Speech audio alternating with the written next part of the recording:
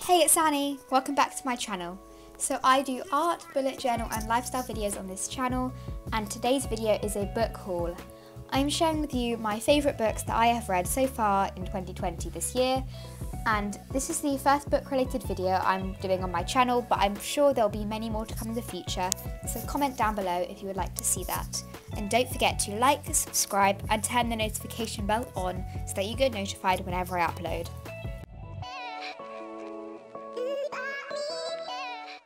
So this first book is called Eclipse, and it is the third book in the Twilight series.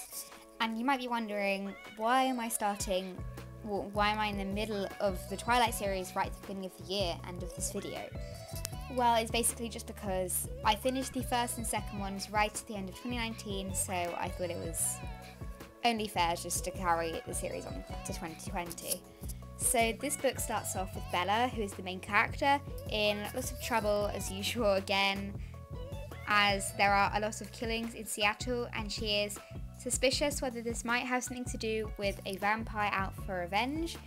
And meanwhile, in the midst of all this mess, Bella must choose between her love for Edward, her vampire boyfriend, and her friendship with Jacob, who is her werewolf best friend, as the feud goes on between vampire and werewolf. With her graduation approaching, Bella has one more decision to make: to lead a normal human life but leave behind the love of her life, or immortality and leave her family and Jacob behind. The characters in this book felt so real to me because even though it is a fantasy, the author described them so well and in so much detail to make them more realistic and believable characters. So I also liked it how the author made it so that normal humans such as Charlie, Bella's dad, do not know anything about the vampire and werewolf world, which just makes it even more realistic than it already is. And I would definitely recommend this book, and it will be along with all of the rest of the books I'll mention today, and it will be linked down below.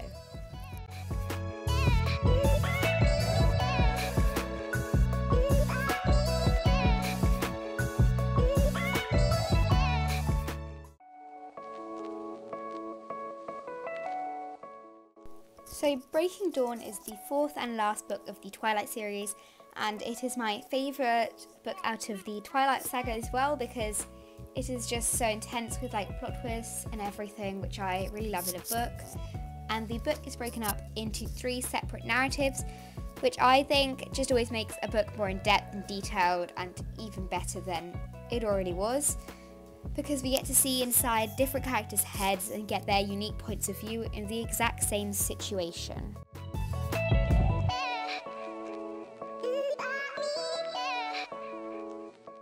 So this next book is called Northern Lights, and it is about a young girl called Lyra Belacqua who was raised at Jordan College in Oxford. However, when her friend Roger disappears and is nowhere to be seen, Lyra is determined to find him. Lyra is taken from Jordan College to live with Mrs. Coulter, whom she is slightly suspicious of because she just feels that she is not completely trustworthy, and I'm sure you will notice this if you read the book.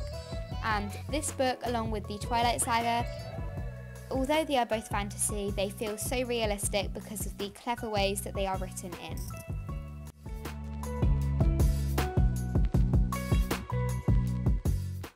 So the Noughts and Crosses series is my all-time favourite book series, and I am so glad that I decided to read it. And I love this series because it is just so thought-provoking and interesting because of the alternate society and Seffi and Callum's journey together through it. And this series kind of reminds me of Romeo and Juliet because of the whole star-crossed lover thing. And I also enjoyed it because right from the start it makes you feel sympathy for many of the characters, even the ones that always are not very good. Like the bad characters, that make sense, like the villains. And so the first book is about 2 young people who are star-crossed lovers and make a stand against racism in this alternate society. And Seffi Hadley is a cross, a member of the dark-skinned upper class, and Callum McGregor is a naught, a colourless member of the underclass who were once slaves to the crosses. So the two have been friends since childhood, but they both know that they can't go on any further, as noughts and crosses are fated to be enemies.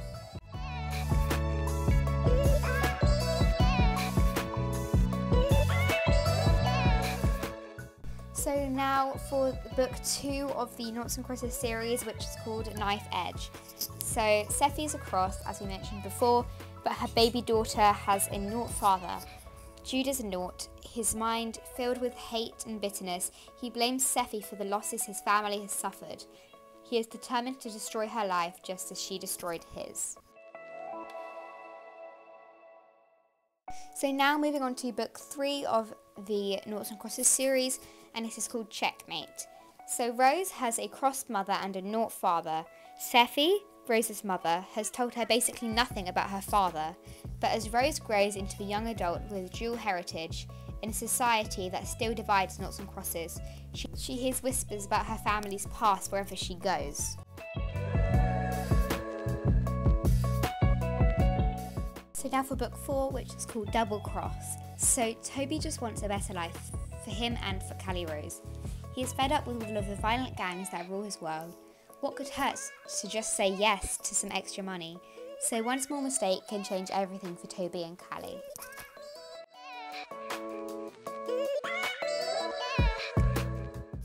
So now for the final book from the Noughts and Crosses series, which is called Crossfire. So many years have passed since Seffi met Callum. Times have changed since then, and people aren't as divided by race as they were back then, on the surface, as it seems. So Toby Durbridge is the new first ever Nought Prime Minister, has been framed for murder.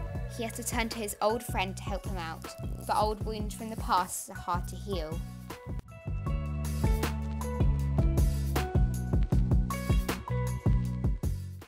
So now we are going to look at some non-fiction books, which are some of the most recent books I have read this year. So the first one is Mythos by Stephen Fry, and Mythos is a non-fiction book which takes you through the adventures of Greek mythology. I know what you're thinking, but it's actually because this book may seem like really advanced and quite boring if you think about Greek mythology and stuff, but it's actually so interesting, and it shows you how the Greek gods are actually not so different from us today. And this book has everything you could wish for in Greek mythology. It's got gods, goddesses, nymphs, humans, creatures, curses, and a whole lot more. And Mythos captures all of these myths and retells them in such a way that us in the 21st century can understand them.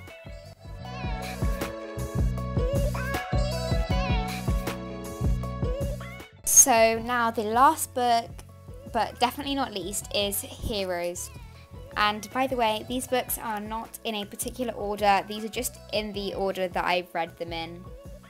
So yeah, and this book is a sequel to Mythos and shows all of the triumphs and failures of the Greek heroes. So this is set and it occurs after Mythos, but still features many of the characters that we see in the prequel. So I would highly recommend reading Mythos before Heroes, otherwise it can get slightly confusing with all of the names and things, but trust me, you will love these two books.